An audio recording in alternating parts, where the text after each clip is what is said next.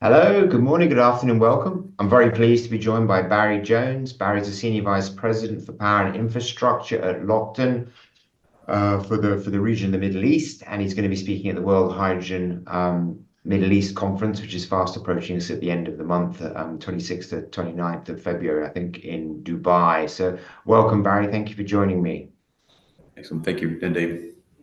So for people who maybe aren't familiar with Lockton, you're obviously a partner of the event, and maybe if you want to give a brief overview of Lockton's activities, and then maybe drill down into specifically your work in hydrogen and across the region.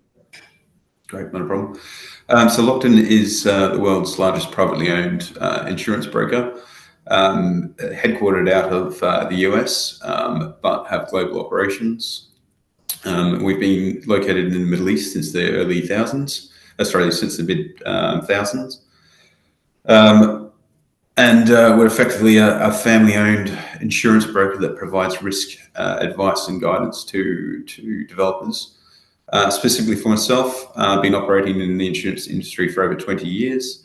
And the last several years, been working closely with developers here based out of the Middle East, Middle Eastern region, particularly focusing on the energy transition, which has been fantastic to see that develop over the last few years. Yeah, we obviously had COP there in November, December. I was there. I could feel certainly, I guess the timestamp being put on the end of the fossil fuel industry. Is that really how you see things? We're now seeing the end game on the horizon, and so there's increased appetite to get involved in renewables, and indeed green hydrogen now is a major potential export market, certainly for the region, but also I guess also domestically as well. Yeah, definitely. Most of the developers we work with have very, very high targets on what they need to develop to meet these 2030s and other targets, which is just absolutely exciting. And we are seeing the capital and the money flow into the region and be available for these guys to develop these. So it's all very exciting. And in terms of the insurance market specifically, do they have an appetite? There's interest. You're obviously broking the risk and managing that risk in what is, I guess, quite tough area in terms of all sort of immature technologies or developing technologies like green hydrogen. But obviously, you need to have the appetite from the market, I guess, from the insurance market to take that risk. Is that there? Yeah, definitely. Well, it's growing. So the market's aware. As you said, they're aware now of the end of the oil and gas, so the carbon side of stuff, and they're very much looking to develop and understand better the hydrogen risks and the energy transition risks. And they are focusing now on trying to set themselves up so they can deploy their capacity and their capital to support the industry, which is fantastic to see. There's still a learning curve for them that they are still understanding. I think, as the whole industry is understanding the risks and so forth that are being developed. But there's definitely a will there to support the industry, and they are building their expertise in the region. And in terms of, I guess, the path to FID, we've obviously seen the one huge project, NEOM, in achieve FID, and many others are embroiled in arriving there, I guess. I assume insurance is critical in terms of getting to a bankable project. And what are some of the learnings, I think, from other technologies that have also matured?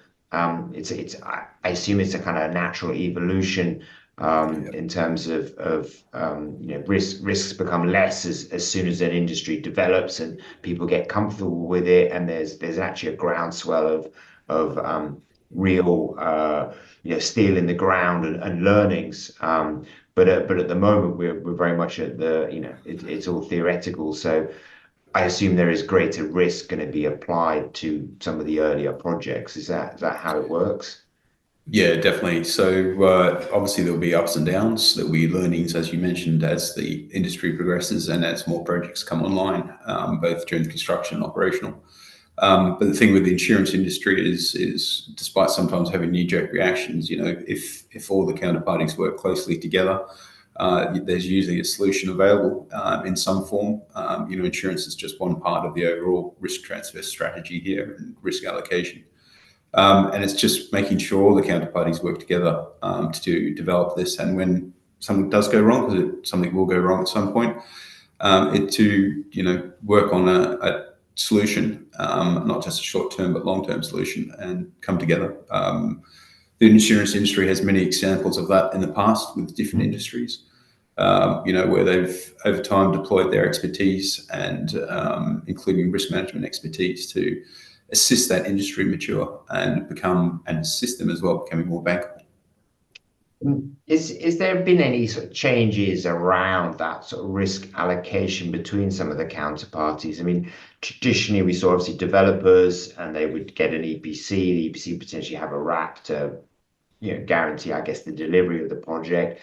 There would be obviously OEMs and technologies involved, and they obviously have to, guarantee that their technologies work. But specifically, I guess, around the EPC part, where certainly I think in the oil and gas side, we saw a withdrawal from the market, or a much more constrained market.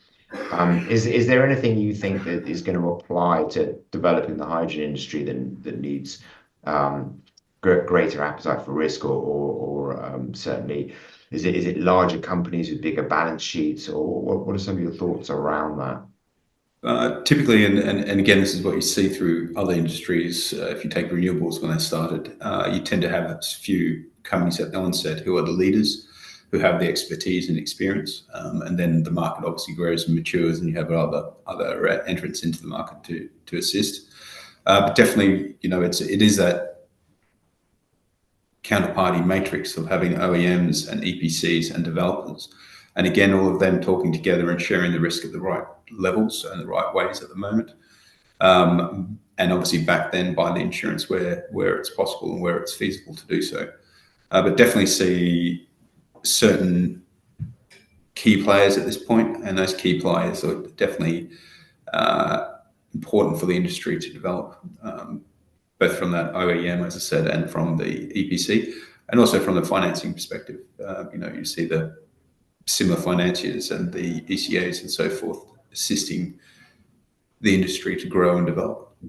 Yeah, it's a good point around the ECAs, the export credit agencies, for people not familiar with that term, but certainly, that participation in terms of helping to build capacity and having slightly more, available, slightly wider pool of people able to provide funds into what is a nascent market is certainly, I guess, critical. Well, it's fascinating. It's going to be a great meeting in Dubai. We look forward to seeing some of these projects come to FID and obviously beyond over the coming years. So thanks very much for sharing your thoughts, Barry. We look forward to meeting you in Dubai. Excellent. Thanks, Nadeem. We look forward to it.